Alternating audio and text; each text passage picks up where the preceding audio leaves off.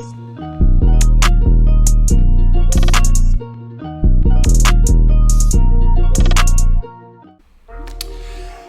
yo, what's going on everybody? It's your boy Call Me Meech, and I'm back with another NBA 2K21 video for you guys, man. So this video is actually gonna be a little different, man.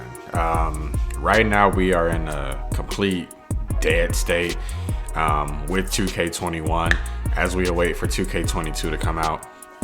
And unfortunately we don't even get the hype from the news because 2K's Twitter page is weird. It's under 3 weeks and they're talking about 2K player ratings, which nobody will ever see nor care about for the most part. So I decided that I definitely needed to come back. I do want to talk about a few things here. Now, if you aren't subscribed to the channel, make sure you go ahead and hit that subscribe button and hit the bell notification. That way you do not ever miss a new video. And if at any point during this video you do like what you see, you do vibe with the channel, go ahead and drop a like on the video, as it does help us get recommended. Now, what we are going to be talking about, if you didn't see, I did a previous video like this talking about the 2K22 My Team draft mode that we are expecting to see. Just kind of talked about the mode and kind of did some things about what maybe we should expect to see, or what hopefully we see you know, involved with it.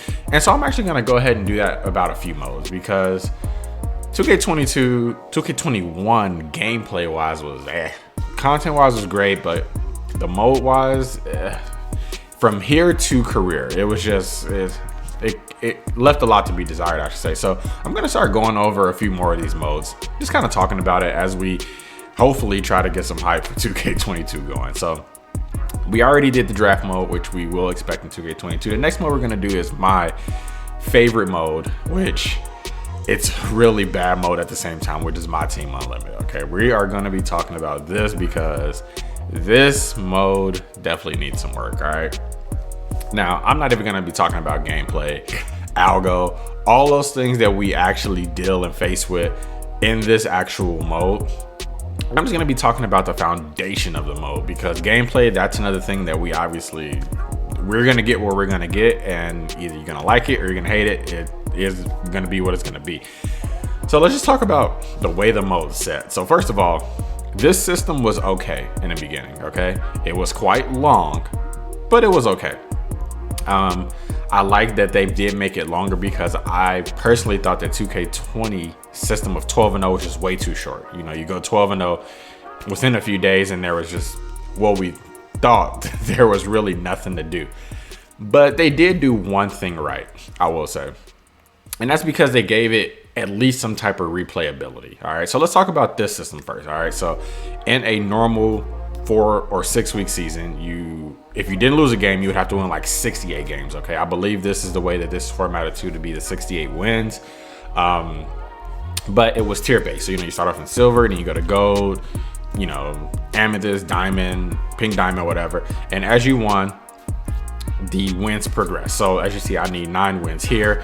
If I beat, you know, this mode or whatever, which I'm not even really playing much of it, but if I was to advance past the amethyst tier, we would go to diamond, then we need 10 wins, then 11 wins, then the ultimate 12-0. So we thought that that was pretty cool, and it was for a minute, but it's just way too long. It's just way too long. And it's way too long because there's nothing really to anticipate. Okay, so like in the beginning stages, you know, you would get past here, you unlock a box. At the beginning of the game, amethyst and things like that were very coveted, you know. So I mean, it was cool at first, but they were never updated. Okay, so like as we get into, you know, the following months, and once amethyst becomes, you don't even need them, and now we're at the point where like pink diamonds aren't even necessary. They never updated the tier boxes. So, you know, as you get into that pink diamond tier, you usually got, you know, 2 diamond consumables, maybe a pink diamond player. But those rewards were never updated. So as the content grew, the rewards were stale and they stayed the same, and it took too long. And then not only that, outside of Kareem that we see here, let's not forget that these reward cards were absolute trash. Okay, I'm gonna just be completely honest. Some, you know, lasted a few. Like Kevin McHale lasted a little bit. Cedric Maxwell on current gen lasted for a little while. I can't even remember, to be honest, because they were so lackluster to the point where I just started giving up on some of them because it just wasn't worth the stress to do all of these games and then to get into Opal and then go 12-0 when you're combating all types of algo and everything. It was a headache. So this mode, what I hope we see in some summer way, first of all, it just has to be more rewarding. Okay, so maybe, you look at this, you go, let's say if they kept it the exact same, at least put some prizes based on the amount of wins. Like, I know I need 9 wins to advance, but maybe at 3 wins, give me, 1,000 MT. At, 5 wins, give me 1,000 MT and some tokens. At 7, then you maybe get all of that in a pack. And then at 9, you get your advance and maybe 2 packs. And then once you get to the next tier, you kind of do that.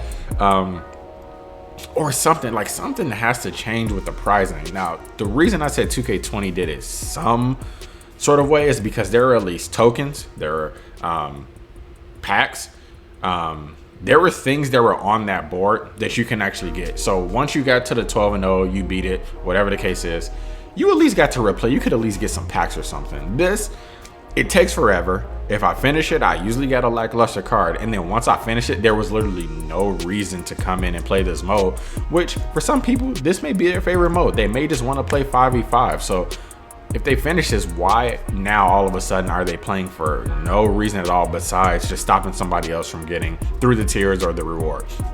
I feel like it has to change. There just has to be a reason to play it. Put some prizing on there. Now, I'm gonna put out an idea that I think it should actually follow. Okay, so if 2K22 implemented this type of way, I think it's going to keep people engaged. It'll keep people playing, and it'll just keep the mode fresh. So what I believe they should do is do this on a weekly basis. Okay, so change it back to the 12-0 system first of all, because this is too many games. Change it back to the 12-0 system. Every week they put a different card up there. Okay, for 12-0. So you go 12-0, you get said player. Okay, maybe you also could put some prizing up there because some people could really go 12-0 in a matter of hours. All right, so maybe put some more packs and some tokens and some things like that where it rewards people for playing the mode.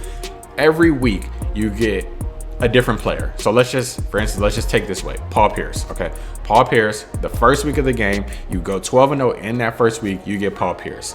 Once week 2 comes, now George Mikan's up there. Okay, you go 12-0 to get George Mikan. Now we all know seasons are coming back, so let's say it's a 6-week season or whatever. Every week you throw a different player up there, and then at the end of that 6-week period or 4-week period or whatever the season is, you can lock those players in for a player of the month. Okay, do something like that. Rewarding. You see, you get more players up there, so we don't have to go through a whole 60 something games for one player who we may not even use. Put multiple players up there and then let it lock in for a player who's actually good at the end of the month. Since you can't sell these cards anyways, you can't do anything with them, why not make them lock in for something? It's similar to what 2K20 did in a way. It wasn't a weekly thing, but let it lock in for somebody. That will be the season unlimited reward. The final week you get that card, you can lock it in for whoever it is. Make it something like that, and just like I said, along the way, make it where there's some prizing with this mode, because not everyone likes Triple Threat Online. I'm gonna tell you, I hate Triple Threat Online with a passion. Okay, I hate this mode. But I'll cover maybe a way that they could change that too. But I hate this mode. So if I come in here and if I wasn't doing the agendas to get the level 40, I would go to this mode. This is all I wanted to play. So give me a reason, reward me for wanting to play this mode. You reward people, so to say, for playing this mode. Like, look, you play this, you're getting rewarded constantly. Why in this mode, if I finish it, am I just not rewarded anymore? So that's just an idea, something I think they can change for. I hope they do something with this and it doesn't come back in its current state. And at the very least, if it does, hopefully they just make it where the pricing updates as the year goes on. But yeah, that is really all that I wanted to go ahead and do in this video. Like I said, we have no news about 2K22. So we're just trying to build some type of hype and get ready to actually play the game once it releases. So just a little something for us to talk about, but hopefully you enjoy it. that today's video. Like I said, I'll be covering the rest of these modes. I'm also going to cover some of my career things, which is the mode that I originally came from, but which is so boring this year. So I'll be covering that too.